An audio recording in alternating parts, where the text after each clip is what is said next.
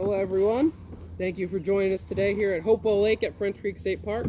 Some of you may remember me from learning a little bit about the bees earlier this summer. For those of you who don't, my name is Jared Brandt. I am the naturalist here at French Creek State Park. And again, we are enjoying a beautiful day here out on the lake. And I think this is a perfect day to talk a little bit about boater safety and how we do things here in state parks. So I'm going to go a little bit about the intro about state parks here and boaters, and then we're going to show you how to properly fit a life vest. Did you know that Pennsylvania State Parks has 83,000 miles of lakes and streams to explore? This is a great way for people to get outside, enjoy nature, and to be outside and away from your indoor activities that normally distract you. But it's very important when we're out in these waters to have a properly fit PFD. A PFD is a personal flotation device, and that is what I'm wearing right here, properly fitted, clipped, and ready to go. It is required for anyone over the age of 12, under the age of 12, to wear a PFD, and it is required in the whole state of Pennsylvania to have a proper PFD with you in the boat at all times. Now, the reason we have PFDs is you may notice that we are not in a crazy rapids or we're not going down waterfalls or anything here at French Creek. This is all calm and very still water. And actually, over half of boating fatalities happen on very calm water like this. Actually, not on rapids that you'd normally assume that it would happen. All right, so now that we talked about proper boating safety and on the water about the lakes, we're going to talk about how to properly fit your PFD. Does anybody remember what I said a PFD stands for?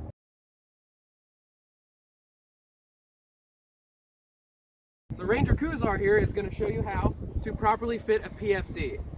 So she's going to put it on just like that.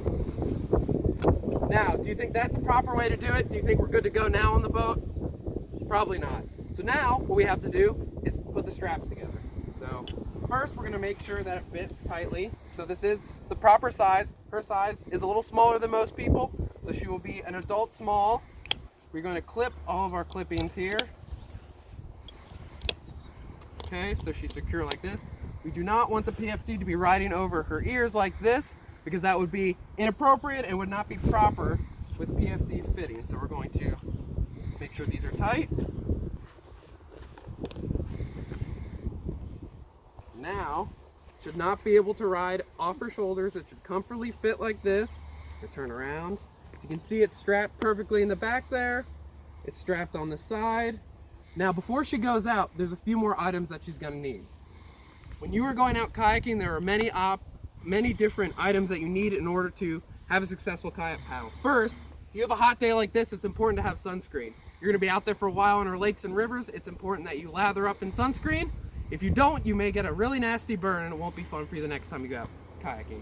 So first, you need your kayak paddle here. Kayak paddle is very important. That's how you're going to paddle. You're obviously not going to be using your hands and your arms when you're in the boat. It's important to have a properly fitted kayak paddle with your properly fitted vest right here. Next important thing that you need is all boats are required to have a whistle. You need to have a whistle when you're going out. Every boat that you go out needs to have a whistle. This is important. Does anyone know why you think a whistle would be important?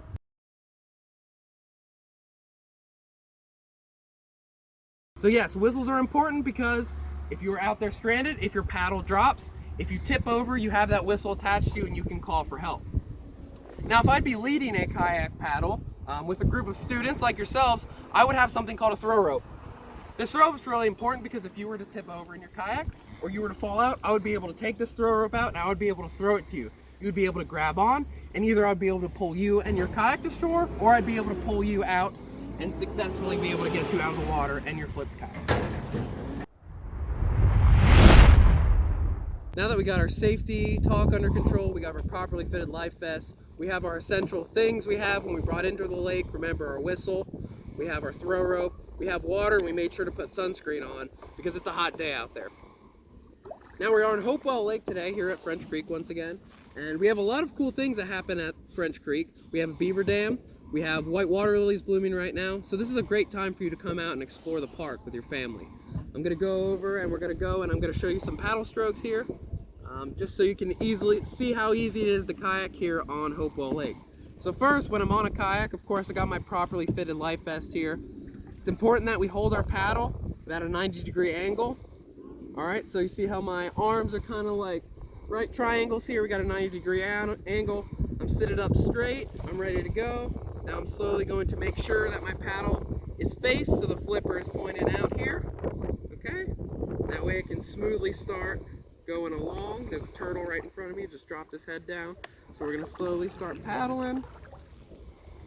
I'm going to go and explore some of the other features we have here at Hopewell Lake. So one important thing I would like to highlight here at Hopewell Lake are this abundant resource of white water lilies. So this is what's surrounding me right now, is all these white water lilies. And a lot of people do not like the white water lilies because they assume that they are invasive.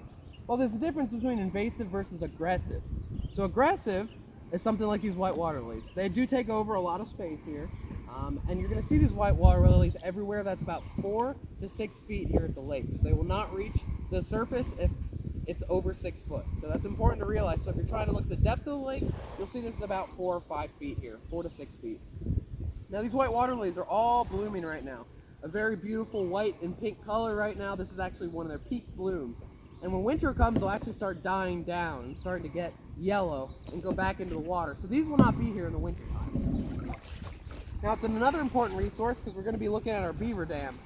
These are a really good food source for our beavers here at the lake. They actually eat the bottoms of these like bulbs. So these flowers grow out of bulbs underground, and the beavers will actually eat the bottoms like potatoes.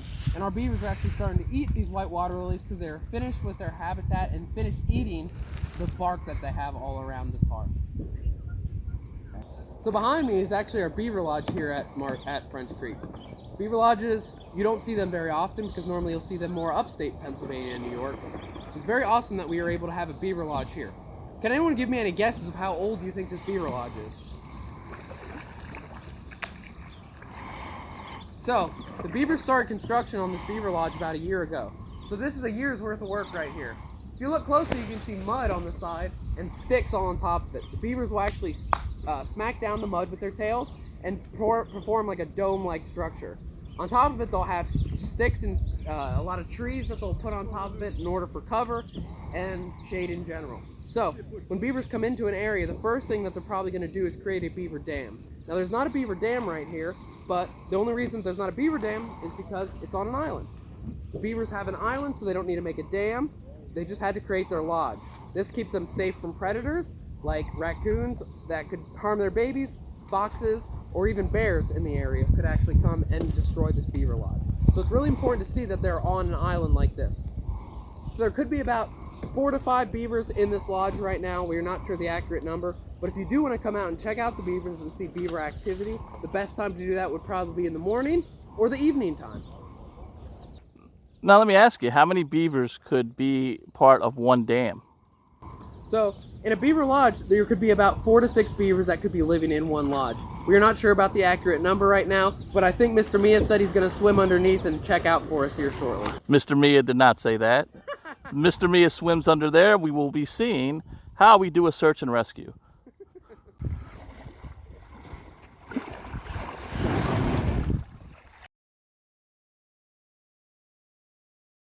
The best way to get out of your kayak is obviously to get as fast as you can to get up on shore. Normally there'll be somebody to help you here on shore.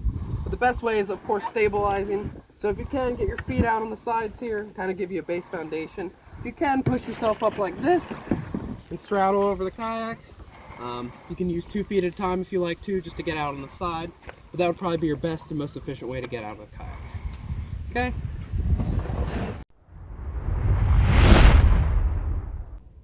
Now that we're back off the lake, we had a great time out there. Sheik and I paddling in the sun, made sure we had our sunscreen on, our PFD, remember. Of course, we had our whistle, and we also had our throw rope just in case, but there were no issues. So we're back here. So what if you come to Hopewell Lake and you don't have a kayak? Or maybe you want to go fishing. That's another important aspect and a very popular event that happens at Hopewell Lake. So first off, you can actually go and rent boats here at Hopewell Lake. You go to the French Creek Pool. At the bottom of the pool, there's a little boat rental concession. They're normally open from 10 to 7. And you can come down there at any time, rent a kayak for an hour, 4 hours. You can rent kayaks, canoes, and paddle boards. So it's a lot of variety of different things that you can rent down there if you do not have a kayak yourself. And they will hook you up with your PFD, your whistle, and of course your paddle. So if If you'd like to come out to French Creek, you can come to our boat launch area or our pool area. You can launch your kayak from the boat launch area, but you can also go over the rental, and you are able to go ahead and rent some kayaks and canoes if you'd like to experience the lake on your own. Another important thing you can do here at Hopewell Lake is, of course, fishing. There's tons of different fish here. Here I have a fish identification guide. If you want to come in here, you can go and grab an identification guide. We'll hook you up to them, but these are all of the fish that you might be able to see here at the lake. And wait, there's a bat too. So we got mostly largemouth bass and sunnies at the lake, but these are all kinds of different fish you can come. But of course, what if you don't have a fishing rod, right? Well, hold on, because I do have one question Yeah, about this. So I see, is that an American eel? Yep, there could be an American eel in the lake. They could swim in through the riverways, but yes, there could be an American eel. Pretty crazy, right? The eels look scary. Are they dangerous? No, you don't need to worry about the eel. They're gonna be minding their own business. If you're out here enjoying yourself on the lake, they're gonna be enjoying their time too. You don't need to be worried about any of the fish out here in the lake. Not even snapping throws, nothing. You don't gotta worry about them. So yeah, if you're out here on the lake, none of the fish out here will harm you. You're not gonna see any sharks. You're not gonna see any crocodiles. No bears or anything like that. So it's a very safe lake. Very nice, smooth sailing lake. There's a lot of birds and fish for you to check out. That is for sure. Okay. Okay. So what if you don't have a fishing rod, right? You know, you don't have a fishing rod, you don't have a fishing license. If you're under the age of 16, you're able to come in here at any time and get a fishing rod and some tackle and bait.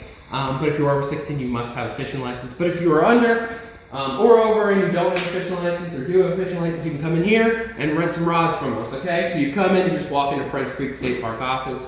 You say, hey, I know you have a fishing loaning program. I would really like to use a fishing rod and some tackle and some bait. So you just come in, and I'll get a rod for you. So get a rod here, okay? Here you go, sir. Here's your rod. It's already ready to go. You got your hook right here. So it's already attached with a hook. All right, you already got a bobber up there.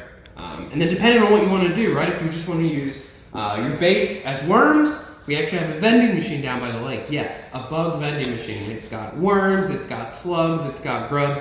You can go in there, put your quarters in, get some bait, and you can use them there. Or if you want to try out one of our lures, we'll hook you up with a proper lure that you can use out on the lake. A lot of these lures here are actually ones that are left on the lake.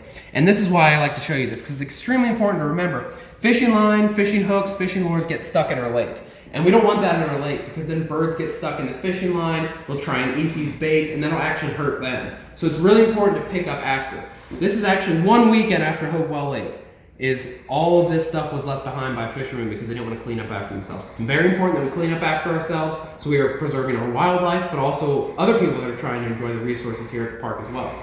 So we got a wide variety of bait here. This would be good for your bass right here. It's a frog-like bait. It'll actually skim atop the water, and a bass will actually eat it. So whatever you're trying to go for, bass, if you want to go for trout, if you want to go for bluegill, whatever you want to go for, we'll actually hook you up here. We'll give you some proper bait and tackle, some extra hooks, some extra bobbers, and you'll be able to go on your own. Whether you want to go on a kayak, whether you just want to go on land, the opportunities are limitless here. So you mentioned something about a fishing license. What is that? So a fishing license is something that's required in the state of Pennsylvania in order to fish, if you are over the age of 16. If you're 16 and under, you're able to come and fish here whenever you like. You do not need a license, but the fishing license shows that you are a Pennsylvania state resident and that you paid a certain amount of dues in order to go out and fish. Now, we also have a fishing checklist and a creel limit, which means how many fish that you can have at one time. I don't know all the fish and all the numbers off the top of my head, but we can hook you up with that. We actually have regulations, rules, and all that stuff. So if you ever want to go and learn more about that, we can definitely show you here.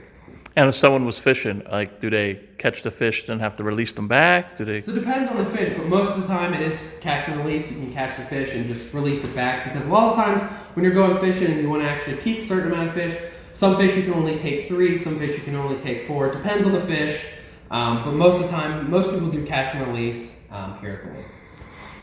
Awesome. Now, other things at French Creek Park, if someone was going to come, what else could they look forward to? We saw the beehive. What else could they do here at French Creek Park? Beehive, we got a numerous amount of hiking trails. We already talked about our boat launch. We talked about our loaner program here. We got a wide variety of hiking trails, hiking, walking, biking. You know, if you just want to come here and bring your bike, you can ride on the roads, you can ride on some of the trails. We have a proper mountain bike. You can go on hikes. There's tons of variety of hikes that you can go on with you and your family.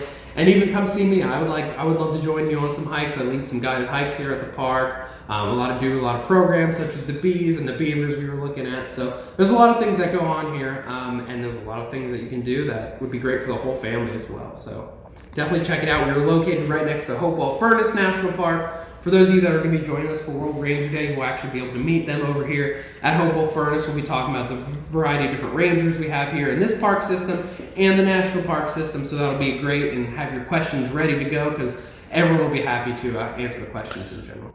I'm glad you mentioned that. Next time we'll be out here will be July 30th for World Ranger Day. Tell everybody what they could expect. So you can expect Q&A from a lot of different rangers. We have law enforcement rangers here. We have interpretation rangers like myself, so I go out and do all the wide variety of programming. We have your office rangers that are in the office as well, but also the national park rangers. They pretty much do the same thing I do, which is just educating the public. And that'll be a great opportunity for you guys to ask a lot about Hopewell Furnace and their site, about us and our site. So any question you have about rangers, what they do, how to become a ranger, what we can do here. We actually have a junior ranger program we're going to be highlighting a little bit there too. So you can come here and do your junior ranger program, get a gold badge, get a certificate, and it only takes about an hour to an hour and a half of your time. So we'll be highlighting that a little bit as well.